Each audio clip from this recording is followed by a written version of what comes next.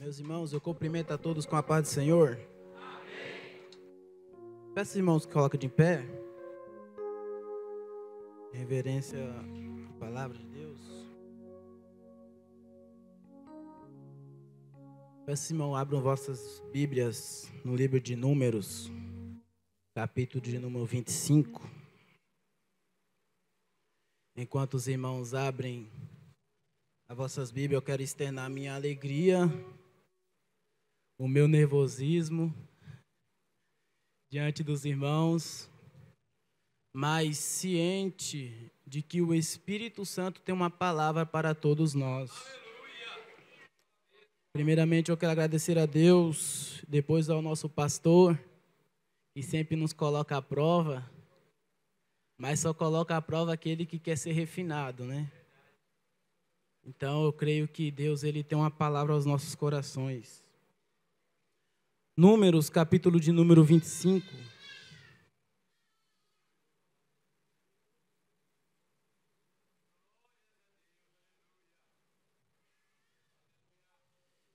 Números, capítulo de número 25. E versículo de número 1. Capítulo 25, versículo 1.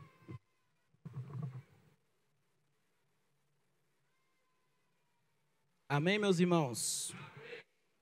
É uma leitura um pouco extensa, mas eu creio que o Espírito Santo nos dará entendimento. Amém? Que diz assim: Israel deteve-se em Sitim. O povo começou a prostituir-se com as filhas dos moabitas. Elas convidaram o povo ao sacrifício dos seus deuses. Então o povo comeu, inclinou-se aos seus deuses. Juntou-se, pois, Israel a Baal-peor.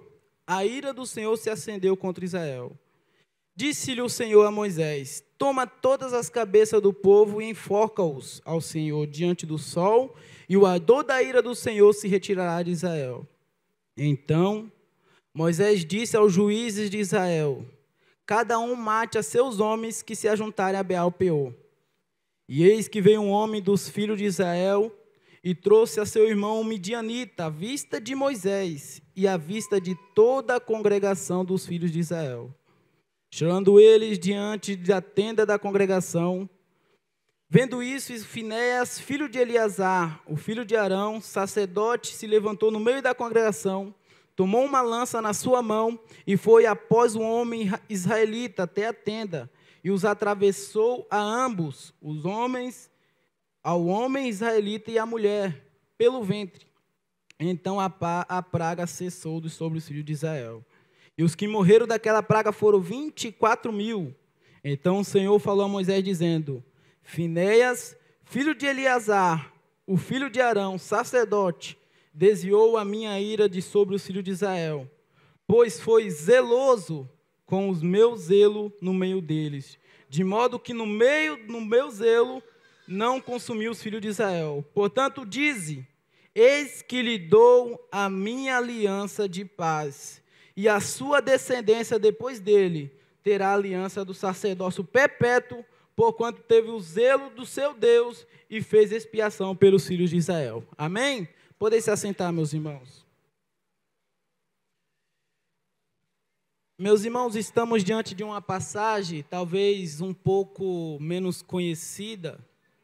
Eu peço que os irmãos dobrem a sua atenção, porque é um texto um pouco complexo para se entender. E o povo de Israel estava a destino de Canaã, da terra prometida. E agora, chegando ele nas planícies de Moabe, foi-se descansar o povo de Israel. Ele estava com um propósito de chegar na terra prometida. Estava com um propósito de chegar em Canaã. E depois de eles guerrear muito tempo contra Seom e Og, eles acamparam-se nas planícies de Moabe, perto de Jericó, junto ao Jordão. Percebe-se que se eles já estão próximo ao Jordão, eles já estão perto de chegar na terra prometida. Só que eles estavam tão orgulhosos, eles estavam tão satisfeitos pelas vitórias que o Senhor tinha dado. Por quê? Porque eles estavam lutando contra os amorreus e Deus estava dando todo o povo nas mãos de Israel. E o povo estava sendo destruído por Israel. E cada vez que Israel acampavam-se em algum lugar, eles tinham despojos da guerra, tinha remédio, tinha bálsamos, tinha bastante coisas para poder se alegrar na presença de Deus, se alegrar diante de todo o povo. E eles se despojando da guerra, Flávio Joséfo vai dizer que eles estavam tão orgulhosos pela vitória, que só falavam em guerrear, que só falavam em lutar. Só que, como eles estavam na planície de Moabe, havia um rei por nome de Balaque, que olhou aquele povo, que avistou aquela multidão de cima de um monte e falou: rapaz, é muita gente, nós não vamos conseguir vencê-los. Só que se Moabe fosse entendedor da palavra de Deus, porque Moabe é descendente daqueles que eram filhos de Ló e da família de Labão, ele e todas aquelas regiões de midianitas. E Balaque, vendo aquilo, vendo que Deus tinha feito com eles e com os amorreus, eles começou a criar aliança com os midianitas e falou: olha, vamos nos ajuntar, porque nós sozinhos não conseguiremos vencer esse povo. Nós sozinhos nós não conseguiremos guerrear contra eles, porque eles são muitos. E de repente, ele olhando aquilo tudo, eles tiveram uma ideia. Ele falou: olha, nós sabemos que são muitos. Nós sabemos que são muitos os que estão com eles. E se nós guerrearmos com ele, nós não iremos vencer. Então o que nós iremos fazer? Vamos impedir que eles cresçam. Vamos impedir que eles aumentem o número de pessoas. E agora eles juntando com os midianitas, eles tiveram esse conselho: olha, eu conheço alguém por nome de Balaão. E esse homem é muito conhecido por abençoar. E aqueles que eles abençoam é abençoado. E aquele que ele amaldiçoa é amaldiçoado. Então eles pegaram todos aqueles príncipes daquela terra e falaram: olha, vamos até Balaão, porque eu tenho certeza que ele vai aceitar o nosso convite. Nós temos muito dinheiro, nós temos muitas honras, nós temos muitas mulheres, e se nós chegarmos a Balaão, ele com certeza vai amaldiçoar aquele povo. Então, levando eles, todos aqueles príncipes, todas aquelas honras, todo aquele despojo para Balaão, chegou até Balaão. E é interessante nós falar sobre Balaão. Por quê? Porque Balaão era profeta de Deus. Talvez muitos ouviam falar mas Balaão era tal pessoa. Não, Balaão era profeta de Deus. Só que nem todos que profetizam o nome de Deus é de Deus. Uma coisa é você falar: olha, aquele quando ele profetiza cumpre, porque Deus ele honra a palavra. Tudo que sair da boca de Deus para uma pessoa vai honrar a palavra. E Deus ele tem compromisso com a palavra, porque a palavra de Deus diz que a palavra de Deus não volta vazia, se antes fazer aquilo que apraz. E é interessante nós falar sobre Balaão. Balaão era profeta de Deus. Só que Balaão, ele não era um profeta qualquer. Ele conhecia a palavra de Deus, ele conhecia o Deus de Israel.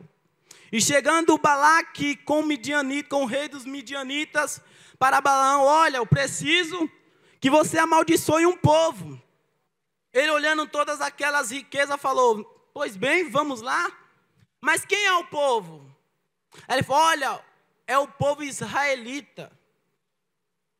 E de repente Balaão pega com a sua consciência e fala: imagino eu ele olhando para um lado, olhando para o outro, sem saída, pensando. E de repente ele fala: olha, rapaz, dura coisa você me pediu. Eu vou falar com Deus. E ele saiu para falar com Deus. Se apartou um pouco de Balaque e foi falar com Deus. E Deus falou: olha, Balaão, não tem como, eu não estou nesse negócio. Balaão chegou e falou para Balaque: olha, Deus me falou que não está nesse negócio. Mas olha, nós temos muitas mulheres, nós temos muita riqueza. Venha conosco, eu dobrarei, eu triplicarei, talvez conjecturando, tudo para você. E ele de novo fala: ó, descansa aí, passa essa noite aí, eu vou falar com Deus novamente. E levar Balaão novamente falar com Deus. E de tanto ele insistir, Deus falou: vai, Balaão, mas só fala aquilo que eu mandar. Só fala aquilo que eu colocar na sua boca. Agora, meus irmãos, nós entramos em um contraste, talvez, dos dias de hoje. Por quê? Balaão era um profeta de Deus, não era profeta de Baal. Ele era um conhecedor de Deus, que Deus abençoava, era assim. Mas só que Balaão era um profeta ambicioso. Balaão era um profeta mercenário. Alderinelson vai ser bastante enfático, ele vai dizer: Balaão representa os falsos profetas, os conferencistas, entre aspas, que não têm congregação, que não submetem a ninguém, não sabe onde está, nem onde está a sua família, e vive mendigando o púlpito. Talvez essa palavra seja um pouco forte, é sim, mas eu nunca vi uma geração de pregadores sem compromisso com a palavra de Deus. Eu nunca vi uma geração que brinca com a palavra de Deus. O pastor está de prova que quando ele me chamou para pregar aqui, meu coração começa a palpitar forte, porque eu sei o compromisso que eu tenho com a palavra de Deus. Eu sei um compromisso que quando nós subimos no púlpito e falar em nome do Senhor, Deus, ele honra a palavra, mas ele quer compromisso com a palavra. Deus, ele honra a palavra, mas ele quer que você viva a palavra. Deus, ele quer abençoar através da palavra, mas ele quer que você também seja uma bênção através da palavra. E ele, talvez eu não tire a razão, por quê? Porque o significado do nome Balaão é sem povo. Sem povo. E se nós formos pesquisar o que significa povo, significa alguém que tem tradições. Um povo é alguém que tem um comum, algo em comum, algo de interesse comum. Povo significa pessoas que têm princípios, que têm história. E de repente surge Balaão, um homem sem povo, um homem sem tradição, um homem sem compromisso, um homem sem princípio, um homem sem histórias, que não submetem à congregação e a alguém. Mas Deus vai levantar pessoas nesses últimos tempos que têm compromisso com a palavra de Deus, que não seja como Balaão, mas tenha princípios e valores, e que honre a palavra de Deus acima de tudo. Balaão não para por aí. Balaão é filho de Beor. E o significado do filho de Beor é facho. E o que é facho? Talvez facho, algo em inglês, que significa material inflamável que se acende para iluminação ou para decoração. Sabe o que significa? Balaão é profeta que cresceu com holofotes. Balaão é profeta que chegou simplesmente porque quer aparecer. Talvez não tenha compromisso com a palavra, mas quer simplesmente aparecer. Talvez ele olhe para aquela multidão, ele pregue para receber palavras amigáveis. Meu irmão, tenha compromisso com a palavra. O pastor não cansa de falar aqui o quanto ele sofre para que você se alimente bem. O quanto ele passa a prova para que em nós tenhamos vitória. O quanto ele se desfalece para que nós tenhamos bom ânimo. o quanto Ele sofre para que nós talvez tenhamos algo para poder perseverar na oração, talvez perseverar na presença de Deus. Deus, Ele honra aqueles que se submetem à aflição, para que o povo cresça diante de Deus. Deus, Ele honra. Deus não tem compromisso com pregadores de holofotes. Deus não tem compromisso com pregadores que não têm valores. Deus não tem compromisso com pregadores que não têm princípios. Deus, Ele tem compromisso com aqueles que honram a palavra de Deus. E agora, Balaão olhando isso, aceitando, foi. E ele fala, olha, eu vou lá, vou fazer conforme Deus mandar. E todos nós sabemos que quando Balaão chegou para amaldiçoar o povo de Deus, ele fez de tudo para que o povo fosse amaldiçoado. Mas só que todas as vezes que ele ia proferir algo de maldição, Deus abençoava o povo. Toda vez que ele ia proferir algo que amaldiçoasse o povo, para que o povo fosse desfalecer, Deus abençoava e profetizava vitória para o povo. Todos nós sabemos daquela passagem bastante conhecida, que Deus não é homem para que minta, e nem filho do homem para que se arrependa. Por quê? Porque se Deus profetizou que vai te abençoar, meu irmão, fique tranquilo que não tem ninguém que amaldiçoe aquele que Deus abençoa. Se Deus profetizou vitória, tenha certeza que Ele vai te dar vitória. Aleluia! Glória a Deus, aleluia! E agora Balaão se vê encurralado, porque eles queriam aquela bênção que havia profetizado. Ele olha para aquela bênção e começa a ranger, a consciência começa a pesar, e ele fala, meu Deus, eu preciso ganhar. Eu preciso ganhar essa bênção. E agora ele vai diante dos príncipes, dos midianitas e Abaraque, e fala, olha, existe duas formas de que esse povo não cresça. A primeira forma é a espiritual. Qual seja? É aquela que eu vou tentar no mundo espiritual amaldiçoá-los. Mas só que não consegui. Por quê, meus irmãos? Ele tentou do lado de Deus. O que é do lado de Deus? Existem duas formas de nós estar diante da presença de Deus. Aquela que Deus nos mantém firme na presença de Deus, e aquela no qual nós estamos no controle da presença de Deus. Explica melhor a forma de que Deus ele promete o céu para você. Deus ele prometeu o céu para você e não tem, porque a palavra de Deus diz que em Romanos capítulo 8, que nada nos separará do amor de Deus, a morte, a doença, a tribulação, a dificuldade, nada nos separa do amor de Deus. Não existe outra forma de separar você da presença de Deus. Se Deus ele quer que você permaneça, você vai permanecer na presença dele.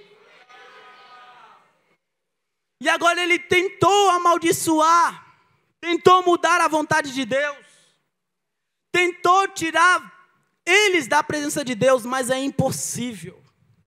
Impossível te tirar da mão de Deus. É impossível alguém chegar e colocar você na mão do inimigo se não for da vontade de Deus. Se para Jó ser atormentado teve que pedir permissão, ainda mais você, ainda mais nós, meus irmãos. Jó era um homem íntegro, que buscava Deus, que se desviava do mal. Imagina eu, fraco. Deus ele tem maior cuidado para aqueles que são fracos. Assim como a galinha segura os seus pintinhos, assim é Jesus em volta do seu povo. E agora eles procuram outra forma. E a forma que ele achou mais viável, ele falou, olha Baraque, olha príncipe dos midianitas, não tem como. Eles são um povo abençoado. Já tentei de várias formas. Mas a vontade de Deus é que eles permaneçam na presença dele. Então faz o seguinte. Eu sei que Deus é um Deus zeloso. Deus é um Deus ciumento. Deus, ele não gosta de ser trocado. Então faz o seguinte, você tem mulheres aí, eu vejo as suas mulheres muito lindas. As belezas dela, muito lindas. Faz o seguinte, chama todo aquele povo de Israel para uma aliança.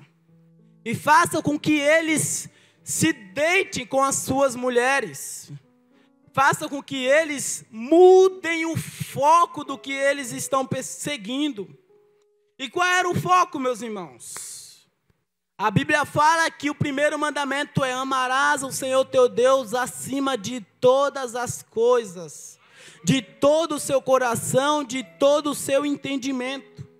Esse é o primeiro mandamento. Não colocará nenhum Deus além do Senhor. E Deus, ele abomina isso.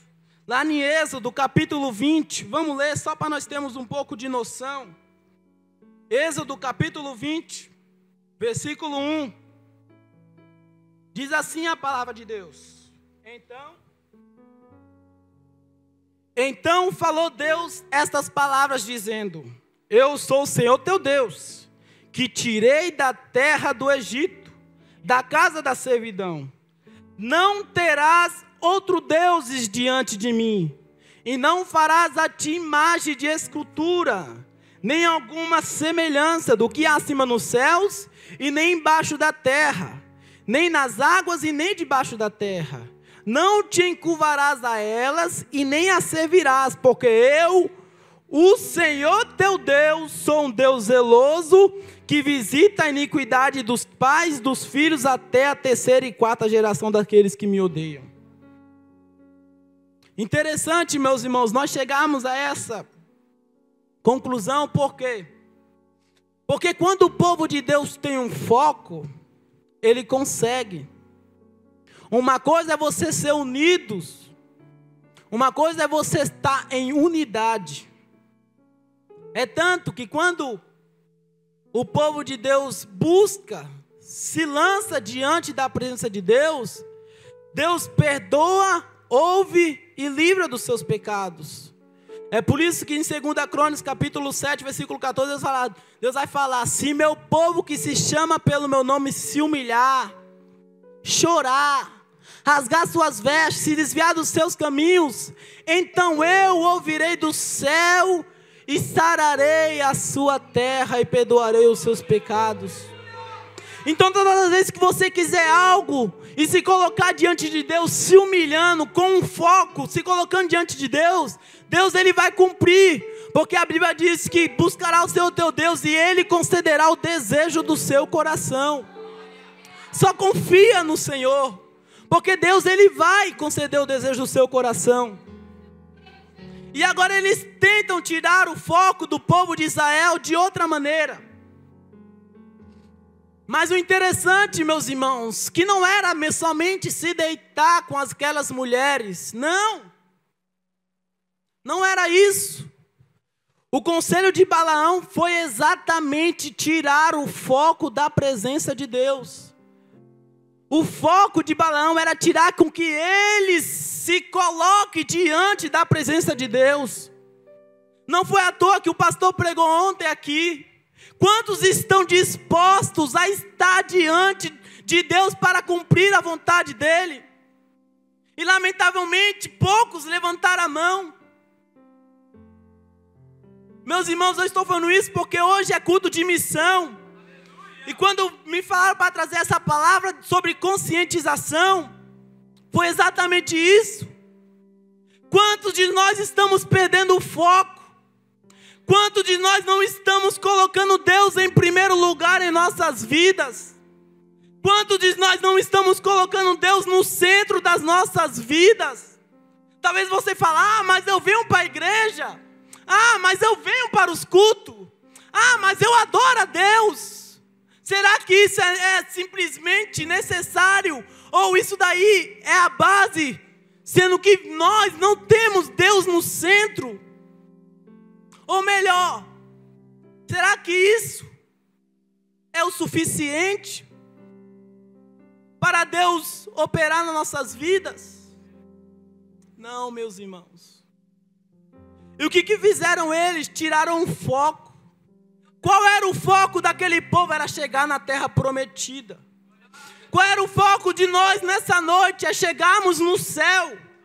Qual é o foco da igreja do século 21? É se manter santificado para chegar no céu. Qual é o foco da igreja do século 21? É se guardar diante de Deus para não perder o foco das mansões celestiais. Meus irmãos, nós não podemos perder o foco. Nós não podemos perder o nosso objetivo. Qual é o nosso objetivo? É pregar a palavra dizendo que Deus salva, Deus liberta, Deus cura e Deus leva para o céu. Aleluia! Aleluia! Meus irmãos, é tempo de nós não perdermos o foco. É tempo de nós não perdermos o objetivo. É tempo de nós olharmos para nós mesmos e falar: Deus, o que está faltando para eu entrar no seu reino? O reino dos céus é tirado à força. Se você não colocar força diante de Deus, você não chegará na terra prometida. Meus irmãos, desperta tu que dorme. Desperta tu que dorme, Cristo resplandecerá. Em quem você está colocando a sua força? Em quem você está colocando o seu foco? Em quem você está colocando a sua atenção? Talvez seja no emprego dos sonhos. Talvez seja no carro do ano. Talvez seja na casa. Meus irmãos, tudo isso é maravilhoso. Quem não quer ganhar casa, quem não quer ganhar carro? Mas quando Israel estava construindo as suas casas e deixando o templo de Deus, Deus fez com que tudo aquilo que ele fizesse não prosperasse. Porque eles não estavam com um foco diante de Deus. Porque o seu coração não estava diante de Deus. A Bíblia fala: aonde está o seu tesouro, aí também está o seu coração. Quem é o seu tesouro? Aonde está o seu tesouro? Talvez seja aquilo que você menos espera, menos olha, menos dá atenção, para que está tirando a vontade de Deus da sua vida. Mas hoje Deus, Ele me despertou para dizer: volte para o foco. Volte para o foco. Deus, Ele quer te honrar, mas volte para o foco. Deus, Ele quer te dar vitória, mas volte para o foco. Deus, Ele quer prosperar a sua vida, quer, mas volte para o foco. Deus, Ele quer abençoar a sua família, mas volte para o foco. Deus, Ele quer salvar a sua família, mas volte para o foco. Deus, Ele quer te abençoar nessa terra, mas volte para o foco. Deus, Ele quer você preso no foco. Deus, Ele quer você preso no objetivo. Deus, Ele quer te abençoar, mas volte para a presença de Deus e coloque o seu coração diante de Deus, porque Ele está pronto para abençoar a sua vida.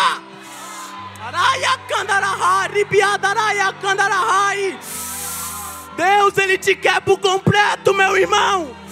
Deus, Ele não te quer pela metade. Deus, Ele te quer por completo. Eu preguei há poucos tempos aqui sobre Caim e Abel. Qual era a diferença de Caim e Abel? Porque Abel tinha vida diante de Deus. Abel tinha foco, meus irmãos. Não é simplesmente chegar aqui e oferecer oferta, não. É ter vida com foco. É ter vida com objetivo.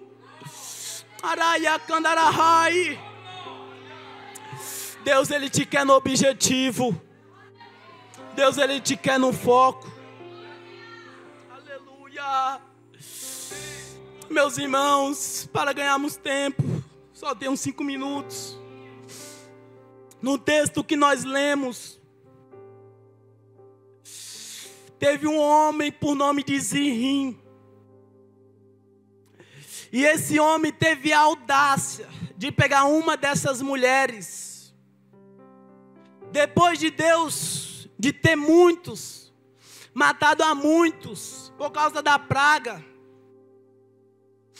Esse homem passou diante de toda a congregação.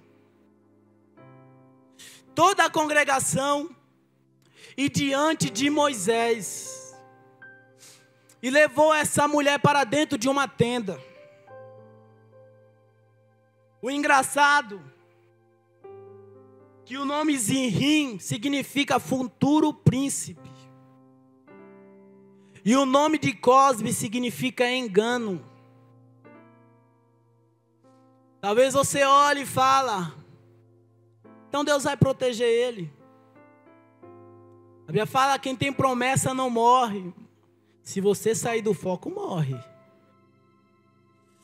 Se você sair do objetivo, morre. Se você não tiver objetivo, você morre. Agora ele é príncipe de Deus. Ele é um futuro príncipe. Mas só que ele foi enganado, meus irmãos. Quem perde o foco é enganado. Quem perde o foco é levado por muito vento de doutrina. Quem perde o foco se esfria espiritualmente. Quem perde o foco morre espiritualmente. Meus irmãos, mas só que Deus tem levantado Finéias, um dos príncipes da casa do Senhor, um daqueles que tem zelo pela palavra de Deus, um daqueles que tem foco, um daqueles que tem objetivo, um daqueles que Deus era com ele, um daqueles que tem compromisso com a palavra de Deus. E vendo Finéias aquilo, não se conformou. E como Josafá falou aqui agora, ele teve ousadia e coragem diante daquele povo. Ele olhou e não se conformou. Como pode? Talvez se fosse outro falava, como Moisés não faz nada? Esse homem está passando com uma midianita na frente deles e não faz nada. Moisés e todo o povo chorando diante de Deus, se acabando em choro. Se fosse outro falava, olha, estão tudo sem visão, tem gente sendo enganado ali, ou eles não fazem nada não. Meu irmão, vai chegar tempo que o pastor vai estar orando e quem vai ter que operar somos nós. Vai chegar tempo que o pastor vai estar orando, mas quem Deus vai chamar para fazer somos nós. Deus, Ele tem um compromisso com o pastor, com os obreiros, com cada um de nós. Mas chegará tempo que chegará um tempo que nós, que você teremos que tomar uma atitude vinda de Deus, para que Deus afaste a praga do nosso povo. Chegará um tempo que nós teremos que tomar uma atitude. Chegará um tempo que nós teremos que levantar e estar diante da presença de Deus. O interessante é que quando Finéias se levantou, ele foi e enfiou a lança naquele príncipe, futuro príncipe, Zinrim e Cosbe. E depois que ele fez isso, cessou a praga diante do povo. Cessou. Vai chegar tempo que Deus vai esperar uma atitude sua, meu irmão. Vai chegar tempo que Deus vai esperar uma atitude nossa. O culto é de missão. Vai chegar um tempo que Deus vai esperar uma atitude nossa. Seja para orar, vai chegar um tempo que Deus vai esperar uma atitude nossa para orar. Seja para fazer, vai chegar um tempo que Deus vai esperar uma atitude nossa para fazer. Vai chegar um tempo que Deus Ele vai esperar uma atitude nossa, para que nós coloque outras pessoas no foco. Vai chegar um tempo que outras pessoas vão estar sofrendo e você vai chegar com um bálsamo, olha, levante. Vai chegar um tempo que nós temos que olhar para outra pessoa e falar, você está fraco, mas eu tenho a minha mão para te levantar aqui, ó. Vai chegar um tempo que os inimigos vão estar lá esperando você ficar parado, mas Deus vai estar esperando você tomar uma atitude. Vai chegar um tempo que vai chegar de você pregar a palavra de Deus para aquelas pessoas mais próximas, e Deus vai esperar uma atitude sua. Vai chegar um tempo que você terá que fazer missões na escola, no trabalho, e Deus vai esperar uma atitude sua para isso. É tempo, meus irmãos, de tomarmos uma atitude. E o que aconteceu? Depois que Finéias fez com que a lança cessasse toda aquela praga, Deus fez uma aliança com ele. E mesmo ele sendo portador da promessa, Deus fez um pacto com ele. Sabe o que significa isso, meu irmão? Eu já vou entregar o microfone. Nós muitas das vezes falamos, olha, nós somos portador da promessa. Talvez eu ficando só aqui parado, orando, Deus já vai me abençoar. Talvez eu ficando aqui só orando para aqueles irmãos fazer, eles estão lá na frente, eles estão lá, Deus colocou eles lá, então eles que façam, eu vou ficar aqui só orando. Muitas vezes nós somos assim, meus irmãos. Mas Deus, Ele quer você ligado no objetivo. Deus, Ele quer quer você ligado no foco. Deus, Ele colocou um foco. Deus colocou um objetivo. E para que Deus perpetue essa aliança contigo, é necessário que nós tomamos uma atitude. Deus está esperando uma atitude de cada um de nós. Hoje é dia de nós colocarmos diante de Deus com as nossas vidas no altar. Hoje é dia de nós se colocarmos diante de Deus com o coração quebrantado. Hoje é dia de nós se colocarmos diante de Deus e falar: Deus, eis-me aqui, eu não sei falar, mas o Senhor é quem fala. É tempo de você se colocar de Deus, eu não sei ir, mas o Senhor capacita. É tempo de nós falarmos: Senhor, eu não sei falar, eu não sei orar, mas eu tenho certeza que através do Teu Espírito Santo, eu posso fazer muito mais além daquilo que eu pedi ou imagino. É tempo de nós despertarmos para isso. Deus, Ele disse: desperta tu que dorme. Deus, Ele disse: abre a tua boca que eu a encherei. Eu também não sei, meus irmãos, mas quem enche é Deus. Deus, Ele está pronto para te usar, só se coloque na brecha. Deus, Ele está procurando pessoas para entrar na brecha. É tempo de nós entrarmos na brecha, meus irmãos. É esta palavra que Deus colocou no meu coração. Eu tenho certeza que o Espírito Santo vai continuar falando no vosso coração. Talvez não é essa palavra que você queria ouvir. Talvez não é essa palavra que você imaginou que seria. Eu também não. Nenhum pregador gosta de pegar uma palavra assim. Mas só que talvez seja essa palavra. Eu tenho certeza que é a palavra que você precisava ouvir. O Espírito Santo está esperando uma atitude sua. O Espírito Santo quer você de volta no foco para fazer a obra dele. Amém, meus irmãos? Deus abençoe. Glória a Deus. Meus amados irmãos, boa foi essa palavra.